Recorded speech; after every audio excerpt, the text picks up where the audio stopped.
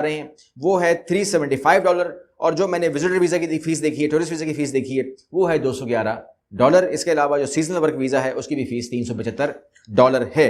और मैंने आपसे कहा कि ये जो है ये 9 अक्टूबर को स्टार्ट होगा। वर्क वीज़ा की मैं बात करूंगा, बाकी वीज़ा मैं कभी कवर नहीं कर सकता, एक ही पॉइंट पर रहेंगे। 1 पॉइंट एजेंडा है वर्क वीज़ा इन न्यूजीलैंड। अब इसके अंदर जो सर्विस पाकिस्तान से होगी वो हमारी ऑफिस करेगी, और पाकिस्तान से जितनी भी डॉक्यूमेंटेशन आपकी है वो हमारी ही ऑफिस करेगी। उसमें आपको कोई हम तकलीफ नहीं देंगे, आपने दिमाग नहीं लगाना, आपका तमाम चीज़ें हमारे ऑफिस से होती जाएंगी। नंबर 1। नंबर 2, जो कंसल्टेंट या जो लॉयर कहते हैं, जो लॉयर वहां से करेगा इस काम को, तो उसकी भी फीस है यहाँ पर। क्योंकि नॉर्मली जो हम काम करते हैं कनाडा के हवाले से या यूरोप के हवाले से या कोई भी हम काम करते हैं, तो हम नॉर्मली जो वहां की कंसल्टेंसी है उसको हम पे नहीं कर रहे होते, और ना हम आपसे ले रहे होते हैं, वो सिर्फ आप हमारी कंसल्टेंसी पे कर रहे होते हैं। लेकिन यहां पर जो है वाज़ेह तौर पर उन्होंने बता दिया है कि तकरीबन $2,000 से $3,000 उसका खर्चा आएगा। तो ये आपके इल्म में होना चाहिए, क्योंकि इसके अंदर मैं आपको बचा नहीं पाऊंगा और ये खर्चा आपको वो करवाएंगे। ओके, ये भी हो गया। इसके अलावा जो वीजा अभी आ रहा है इसमें चार्म क्या है? चार्म ये है कि ये वीजा सीधा पीआर में जा रहा है, यानी कि अगर आप उस वर्क वीजा पे चले जाते हैं तो इसने डेफिनेटली जो है वो पीआर में कन्वर्ट होना है। ये बात भी हमें बता दी गई है। इसके अलावा जो आप कहते हैं कि इसमें और खुसूसी बात क्या है, तो वो है एज लिमिट, जो कि 55 साल तक की एज लिमिट है। मतलब क्या हुआ? मतलब ये हुआ कि अपॉर्चुनिटी को मैक्सिमाइज करना है, ज्यादा लोगों को लेना है। अगर ये कह देंगे 35 साल, ठीक है ना, 18 से 35 साल, जिस तरह अरब में होता है, हमारे साथ बहुत जगह पे होता है, हम लड़ते भी झगड़ते भी हैं। और मेरा दुनिया भर में घूमने का और मतलब ही क्या होता है? लोग कहते हैं ना कि आप ऑफिस में नहीं होते। अब ऑफिस में जब अगर मैं हूंगा ना तो समझ ले मैं काम नहीं कर रहा हूं, मैं आराम कर रहा हूं, क्योंकि मेरे काम की नौयत जो है वो दर दर घूमना है, आप लोगों के लिए जॉब तलाश करना है, रिक्रूटमेंट कंपनीज के पास जाना है, कंपनीज में जाना है, HR से रिक्वेस्ट करनी है।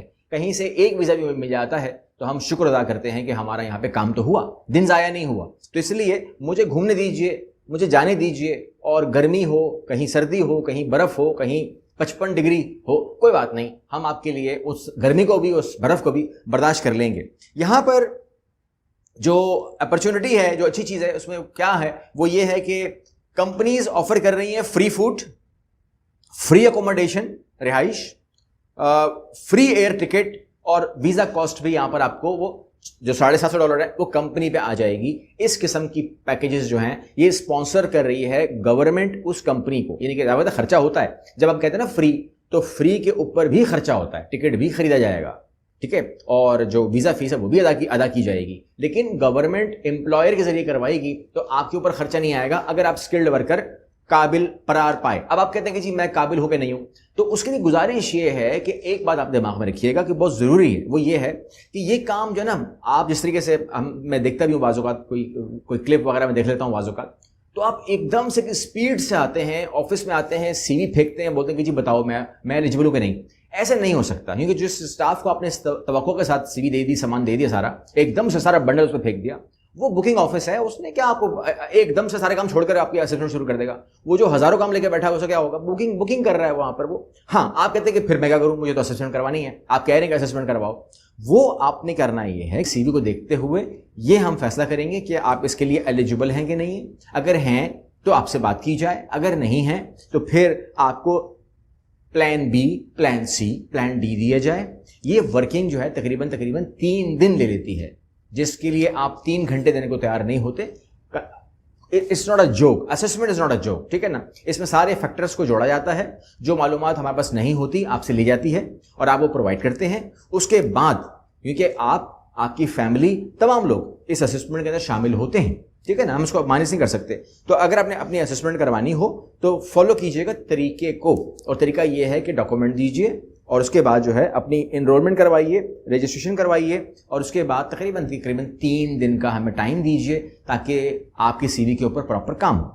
अब यहाँ पर ये जो पूरा प्रोग्राम है ये है पॉइंट बेस, और इस पॉइंट बेस के अंदर सबसे पहले अहमियत है ऑक्यूपेशन की। ऑक्यूपेशन आपका पेशा, और आपके पेशे के हिसाब से जो आपका एक्सपीरियंस है वो बड़ी अहमियत का हामिल है। यानी कि अगर आपके 6 साल का एक्सपीरियंस है तो आपको 6 पॉइंट मिलेंगे। तो मजे की बात यह है कि आपको अगर एलिजिबल होना है तो आपके पास टोटल 6 पॉइंट होने चाहिए। सिर्फ 6 पॉइंट के ऊपर जॉब मिल रही है, सिर्फ 6 पॉइंट, ठीक है। और वो 6 पॉइंट आप मल्टीपल जगह से भी ले सकते हैं, ठीक हो गया। अच्छा, आप कहते हैं कि जी मेरा एक्सपीरियंस तो 5 साल का है, तो 5 पॉइंट मिल जाएंगे आपको। आपका एक्सपीरियंस 4 साल का है, 4 पॉइंट मिल जाएंगे। آپ کا ایکسپیرینس 2 سال کا ہے, آپ کو 3 پوائنٹ مل جائیں گے. 2 سال ایکسپیرینس پر بھی 2 پوائنٹ ہیں اور 1 سال کے ایکسپیرینس پر بھی 1 پوائنٹ مل جائے گا. پھر آپ کہتے ہیں کہ جی پی ایچ جو ڈگری ہے اس پر کوئی پوائنٹ ملتے ہیں؟ جی ملتے ہیں. پی ایچ ڈی اگر آپ نے کی ہے تو 6 پوائنٹ پورے مل جائیں گے, مطلب پی ایچ ڈی والا تو پار ہے. ماسٹر ڈگری ہے تو 5 پوائنٹ, بیچلرز آنر کیا ہوا ہے تو 4 پوائنٹ, اور اگر بیچلر کیا ہوا ہے نارمل تو اس کے 3 پوائنٹ ہیں.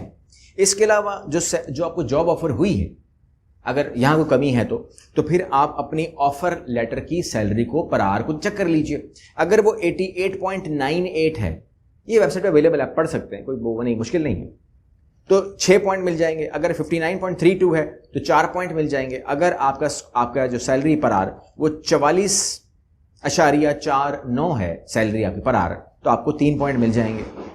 اور اگر آپ کی سیلری 44.49 ہے تو آپ کو 3 پوائنٹ مل جائیں گے. اگر اس میں پوائنٹ میں کمی آتی ہے تو آپ پوائنٹ اپنے ایکسپیرینس سے اس میں انکلوڈ کر سکتے ہیں. 6 پوائنٹ بننا کوئی بڑی بات نہیں ہے, یہ بالکل ایک آسان عمل ہے جس کے ذریعے آپ ایلیجبل ہو سکتے ہیں ورک ویزا کے لیے, اور اس کے بعد آپ کی پی آر ہو سکتی ہے. آپ کہتے ہیں وجہ کیا ہے, اتنی آسانی کیوں کر دی گئی ہے؟ آسانی کرنے کی وجہ جو ہے وہاں پر ورک فورس کی کمی ہے, نوجوانوں کی کمی ہے, کام کرنے والوں کی کمی ہے, اسکلڈ ورکر کی کمی ہے.